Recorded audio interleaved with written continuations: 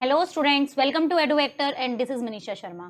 तो हम पढ़ रहे थे लाइट चैप्टर, जिसमें से हमारा रिफ्लेक्शन ऑफ लाइट कंप्लीट हो गया है। और हमने लास्ट के लेक्चर में क्या देखा था? लॉज ऑफ रिफ्रैक्शन और रिफ्रैक्शन का हमने कुछ बेसिक पढ़ लिया था।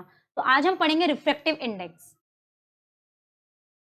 तो हमने कल आपको बताया था, तो सबसे पहले हम उसे रिकॉल कर लेते हैं। लास्ट टॉपिक था हमारा लॉज ऑफ रिफ्रैक्शन।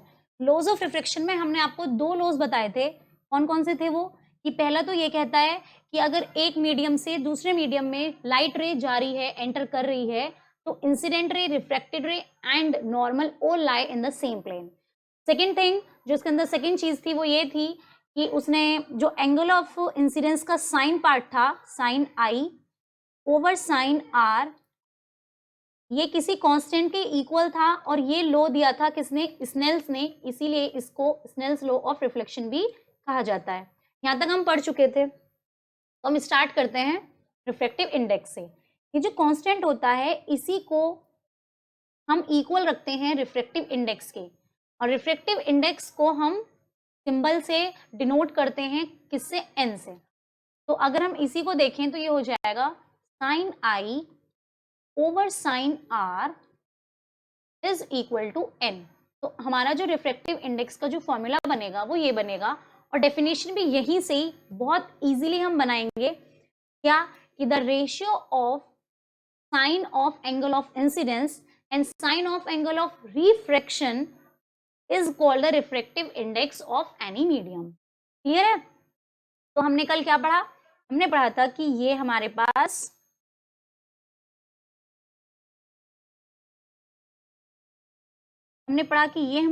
कोई भी ग्लास स्लैब है, कोई भी लाइट रे यहाँ पर आकर एंटर कर रही है। ये हमारे पास मीडियम वन, जिसे हम कह सकते हैं रेयर मीडियम। रेयर मीडियम क्या होता है? डेंसर मीडियम क्या होता है? लाइट किस तरीके से टुवर्ड्स नॉर्मल होती है, किस केस में लाइट अवे फ्रॉम नॉर्मल होती है, ये सब मैंने आपको लास्ट लेक्चर में बहुत अच्छे से समझा दिया है। तो जिसने वो लेक्चर नहीं देखा है तो जाकर वहां पर वो लेक्चर देखे, जिससे कि आप इसे क्लियर कर सकें, फिर रेयर क्या होता है, डेंसर क्या होता है, इस सब चीज को। क्लियर है? तो ये है हमारे पास क्या? नॉर्मल। अब ये लाइट क्या कर रहे हैं यहाँ पर? इंसिडेंट हुई यहाँ पर। ठीक है।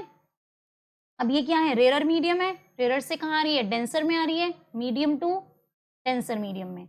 जैसे ही वो डेंसर मीडियम में आएगी तो क्या हो जाएगा? मतलब मैंने आपको एक एग्जांपल दिया था स्पीड ब्रेकर का।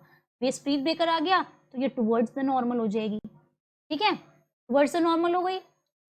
अब जब ये यहाँ से फिर से वापस बाहर निकलेगी, यहाँ पे हमने फिर से नॉर्मल बनाएंगे, यहाँ से बाहर निकलेगी, फिर ये अवे फ्रॉम नॉर्मल हो जाएगी, क्योंकि वो ब्रेकर जो उसका आया था वो यहाँ से बाहर चला गया। क्लियर? तो रिफ्रैक्टिव इंडेक्स अभी मैंने आपको बता दिया क्या होती है। n is equal to sine i over sine r, और हम इसे डिनोट करते हैं सिंबल n से। तो refractive index is the ratio of two similar quantities. कोई भी दो सिमिलर क्वांटिटीज हैं उनके रेशियो को ही हम रिफ्रैक्टिव इंडेक्स बोलते हैं। और रिफ्रैक्टिव इंडेक्स के पास कोई अपनी यूनिट नहीं होती है। जब भी कभी सिमिलर क्वांटिटीज डिवाइड में हो, कोई भी, जैसे सेंटीमीटर ओवर सेंटीमीटर हो, डिग्री ओवर डिग्री हो, जैसे कुछ भी चीजें किलोग्राम ओवर किलोग्राम हो, तो अगर कभी similar quantities, same similar quantities अगर डिवीजन में हो तो उनके पास कोई यूनिट नहीं होती है उसकी। तो इसमें जो क्वांटिटीज है वो किसमें है? डिग्री में। एंगल ऑफ इंसिडेंस भी कुछ डिग्री में होगा, लाइक 45 डिग्री अगर एंगल ऑफ इंसिडेंस हुआ और रिफ्रैक्शन एंगल मानो 30 डिग्री हुआ। अब एंगल ऑफ इंसिडेंस से एंगल ऑफ रिफ्रैक्शन कब स्मॉलर होता है, कब ग्रेटर होता है, ये सब मैं आपको लास्ट वीडियो में बता चुकी हूँ। अब हम आगे स्टार्ट करते हैं।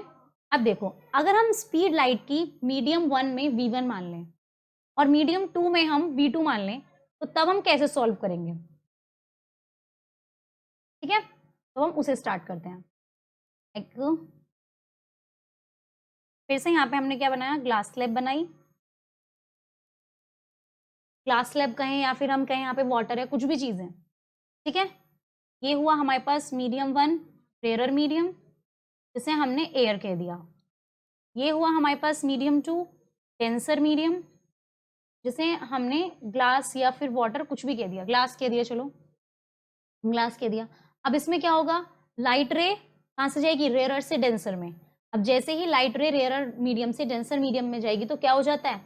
Towards the normal. तो हम इसे करते हैं। अब देखो ये लाइट गई, अब यहाँ पे क्या हुआ, ये इसकी बाउंड्री है, ठीक है, बाउंड्री है तो बाउंड्री पे क्या होता है, तुरंत मीडियम चेंज हो जाएगा। हम यहाँ बनाएंगे क्या, नॉर्मल, ये क्या हो जाएगी, टुवर्ड्स द नॉर्मल। क्लियर, ये इंसिडेंट लाइट थी और ये लाइट थी रिफ्रेक्टिव। अब इसमें क्या है, अब हम on the basis of light पढ़ेंगे। पहले हमने क्या पढ़ा है, on the basis of angles, अब हम पढ़ेंगे on the basis of light. अब हम रिफ्रेक्टिव इंडेक्स को on the basis of light सीखेंगे कैसे। अब अगर हम माने कि इसकी मीडियम 1 में इस लाइट की जो स्पीड थी वो v1 थी और मीडियम 2 में जाते इसकी लाइट की स्पीड v2 हो गई। एक एग्जाम्पल जो मैंने कल दिया था उसे मैं एक बार रिकैप कर देती हूँ। मानो हम एक रोड पे जा रहे हैं और हम बाय कार जा रहे हैं, क्लियर, यहाँ पर ब्रेकर कुछ ज़्यादा बड़ा है तो हमारी स्पीड, हम फुल स्पीड से जा रहे हैं, मानो 100 की स्पीड से जा रहे हैं, तो ब्रेकर क्या है, थोड़ा डिस्टेंस पे है या फिर बड़ा ब्रेकर है तो हमारी स्पीड अपने आप ही कम हो जाएगी। तो जब भी ऐसा केस हो कि स्पीड कम या ज़्यादा हो जाए तो उससे क्या होगा, तो जब स्पीड हमारी कम हो गई, ऐसी सेम केस लाइट में है, जैसे वो एक मीडियम से दूसरे मीडियम में जाएगी तो उसकी स्पीड पर, लाइट जो आ रही है उसकी स्पीड पर इफेक्ट होगी उसकी स्पीड, इसी वजह से है ना। इस मीडियम में, एयर वाले मीडियम में स्पीड थी v1 और ग्लास माने या फिर हम इसे वाटर माने, इस मीडियम में इसकी स्पीड कितनी हो गई, v2। अब हमें क्या निकालनी, refractive index on the basis of speed of light. अब हम क्या करेंगे, देखो तो जो रिफ्रेक्टिव इंडेक्स होती है n, किसके इक्वल होती है, वो होगी speed of light in medium 1 over speed of light in medium 2। m2 means medium 2। तो ये हमारे पास एक फॉर्मूला रिफ्रेक्टिव इंडेक्स का हो गया है कि अगर हमें स्पीड ऑफ लाइट पता है तो हम किस तरीके से एक मीडियम से दूसरे मीडियम में क्या होता है, दोनों लाइट की अगर हम स्पीड का रेशियो निकालें तो वो किसका हो जाएगा, वो रिफ्रेक्टिव इंडेक्स के बराबर हो जाता है। अब एक चीज और जो इसमें बहुत ज्यादा ध्यान देने वाली है, अब पहले तो हम लिख लेते हैं कि n is equal to speed of light in medium 1 हमने कितनी मानी है, v1, और speed of light in medium v2 कितनी हो गई, m2 कितनी हो गई, v2 हो गई। तो हमारे पास इसका ये निकल के आया फॉर्मूला। अब आप बोलेंगे कि अब हमें कैसे पता, अब रिफ्रेक्टिव इंडेक्स भी तो अलग अलग मीडियम की होती है, अभी बताओ कि अब हमने ये जो रिफ्रेक्टिव इंडेक्स निकाली है वो इसकी निकाली है या इसकी निकाली है। एयर की रिफ्रेक्टिव इंडेक्स अलग होगी, ग्लास की अलग होगी, वाटर की अलग होगी, सबकी अपनी अपनी रिफ्रेक्टिव इंडेक्स होती है। तो ये किसकी निकली है, मीडियम 1 की थी या मीडियम 2 की थी। तो इसका एक तरीका होता है, वो ये है कि हम किसकी निकाल रहे हैं, मानो हम निकाल रहे हैं सेकंड वाले मीडियम की रिफ्रेक्टिव इंडेक्स निकाल रहे हैं, तो हमने यहाँ पे 2 लगा दिया, जिसकी भी निकालेंगे हम उसे यहाँ पे 2 लिख देंगे।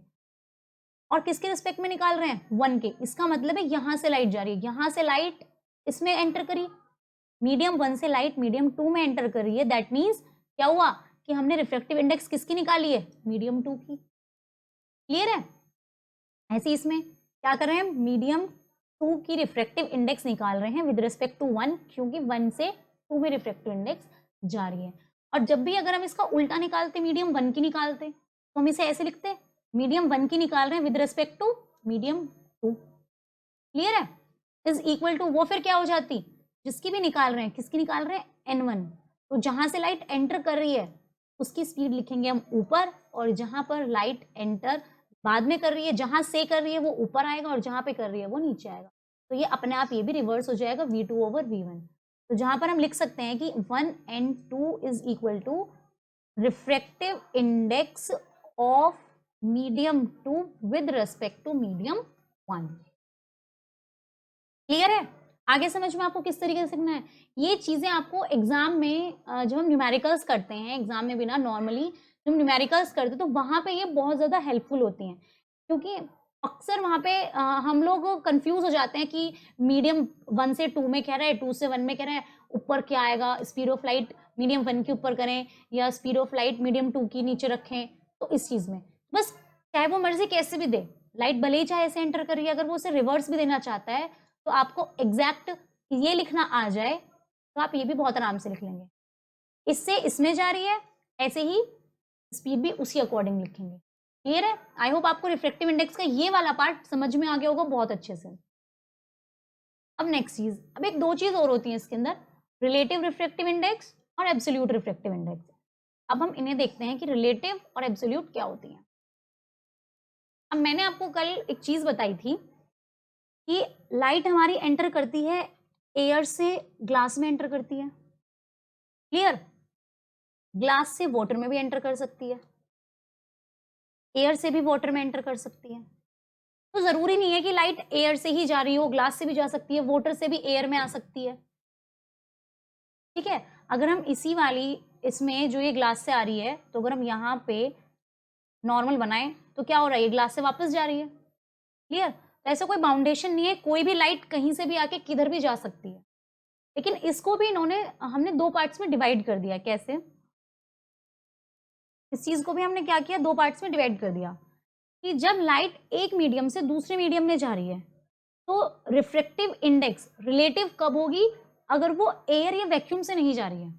मीन्स टू से रिफ्रैक्टिव इंडेक्स रिलेटिव कब होगी, जब मानो वो ग्लास से वाटर में जा रही हो, या फिर हम कह सकते हैं वाटर से ग्लास में जा रही हो, ठीक है? तो इन केसेस में क्या होगी, रिफ्रैक्टिव इंडेक्स क्या हो जाएगी, रिलेटिव हो जाएगी। क्यों? क्योंकि उसमें एयर मीडियम नहीं होना चाहिए, ना तो एयर होना चाहिए मीडियम और ना ही वैक्यूम होना चाहिए मीडियम। जब भी ये दो चीजें होंगी, ना तो एयर आ रहा है कहीं इन दोनों में से और ना ही वैक्यूम आ रहा है, तो तब होगी हमारे पास रिलेटिव रिफ्रैक्टिव इंडेक्स। लेकिन अगर रिफ्रैक्टिव इंडेक्स एयर से वाटर में जा रही है, या फिर एयर से ही ग्लास में जा रही है, या हम कह सकते हैं वैक्यूम से वाटर में जा रही है, वैक्यूम से ग्लास में जा रही है, तो तब इस केस में क्या हो जाएगी, हो जाएगी एब्सोल्यूट रिफ्रैक्टिव इंडेक्स। क्लियर? तो हम कह सकते हैं कि when the light is going from one medium to another other than vacuum and air, then the value of refractive index is known as relative refractive index. Whereas when light is going from vacuum to another medium or air to another medium, then the value of refractive index is called absolute refractive index. Clear? तो हम कह सकते हैं कि जो भी, तो अब हमारा जो फॉर्मूला बन जाएगा वो फॉर्मूला क्या हो जाएगा, हमारा फॉर्मूला चेंज नहीं होगा, फॉर्मूला तो वही रहेगा कि refractive index is equal to speed of light. अगर यहाँ पर एयर है या हम कह सकते हैं वैक्यूम है, ठीक है? अगर एयर या वैक्यूम है ओवर स्पीड ऑफ लाइट, जो भी मीडियम में होगी, फिर एक मीडियम तो हमें पता है ऑलरेडी, जो भी मीडियम में होगी, ठीक है? तो बस है वही कि हम अगर इन्हें लें तो इसके लिए क्या हो जाएगी, वही वाटर में है तो जो स्पीड होगी वो किसकी होगी, कहाँ से जा रही है, एयर से जा रही है ना, तो एयर के ऊपर होगी ओवर वाटर के नीचे होगी स्पीड। क्लियर है? इस केस में किसके ऊपर होगी स्पीड, स्पीड होगी ग्लास के ऊपर और वाटर के नीचे, ठीक है?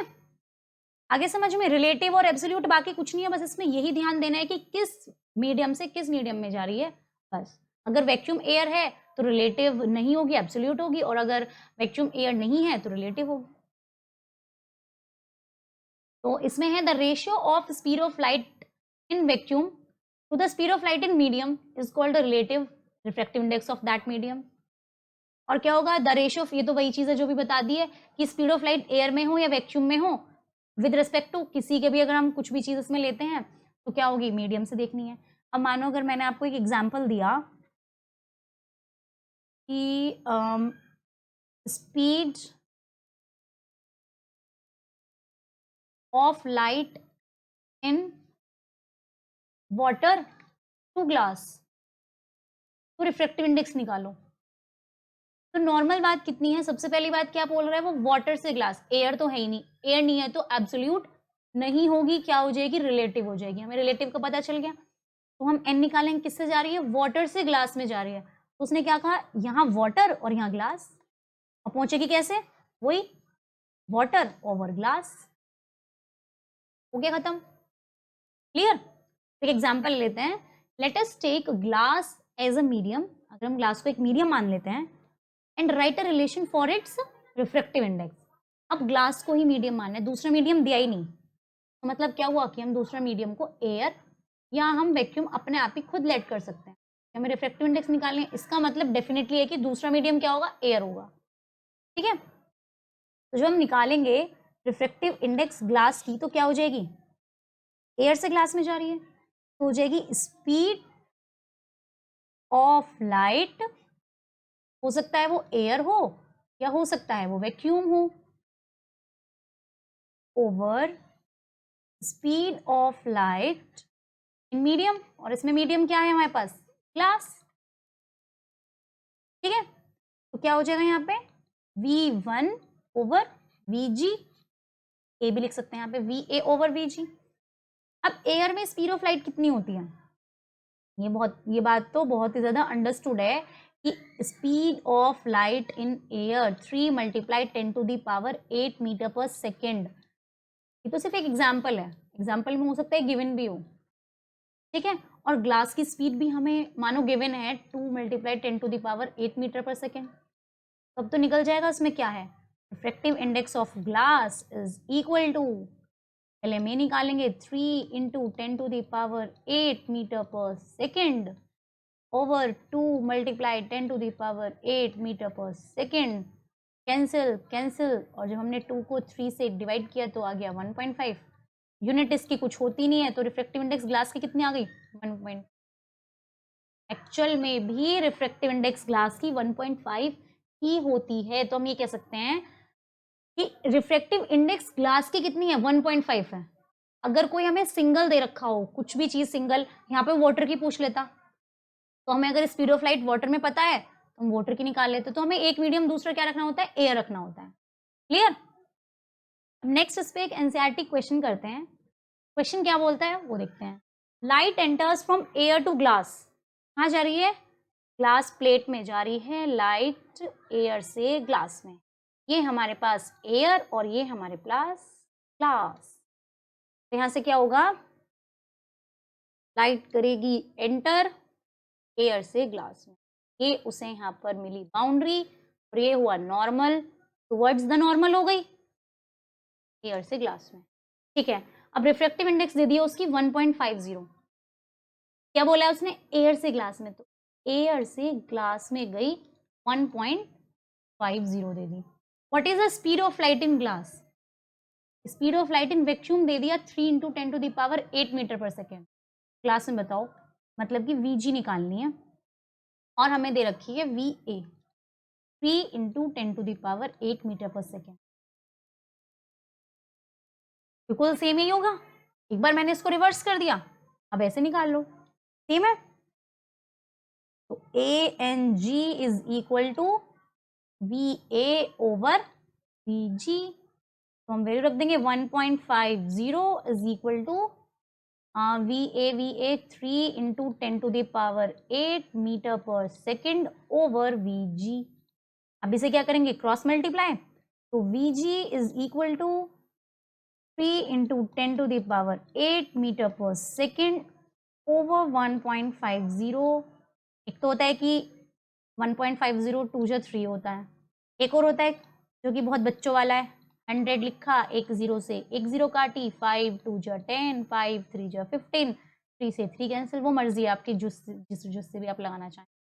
तो VG आ गया हमारा 2 इंटू 10⁸ मीटर पर सेकेंड, यही तो था पहले भी, ये तो स्पीड ऑफ लाइट थी, तो सेम आएगा, ऐसा नहीं है कि रिफ्रैक्टिव इंडेक्स अपने आप चेंज हो जाएगी, ये डिपेंड करती है नेचर ऑफ द मटेरियल पर, और हम कह सकते हैं कि वेवलेंथ पर डिपेंड करती है कि कितनी वेवलेंथ आई है, या फिर हम कह सकते हैं कितनी स्पीड से आ रही है लाइट। क्लियर।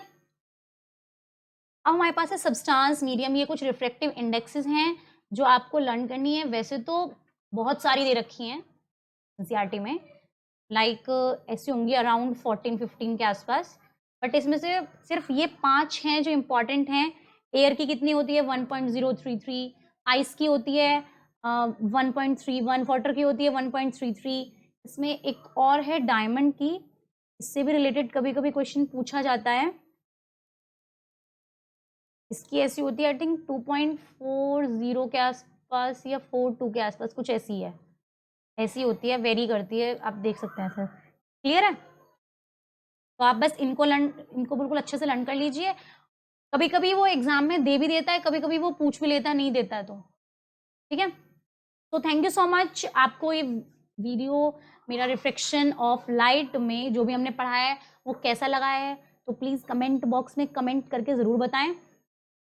और ये जो रेड बटन है सब्सक्राइब जिस पे लिखा है आप उसे प्रेस कर दीजिए, और बेल आइकन है उसे प्रेस कर दीजिए, जिससे आपके पास नोटिफिकेशन टाइम टू टाइम पहुंच सके। तो थैंक यू सो मच।